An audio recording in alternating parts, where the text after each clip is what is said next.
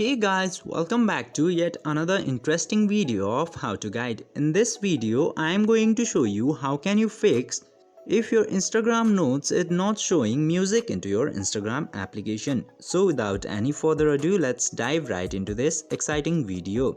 As you can see here, whenever you try to upload a note into your Instagram message section, you can see this music icon here from where you can add music into your notes. But if your notes not showing music, you just simply have to open your Play Store application and from there check your updates of Instagram application. This is because the note feature in Instagram is very new. There are often glitch into the notes of Instagram. It might be solved from the Instagram app update.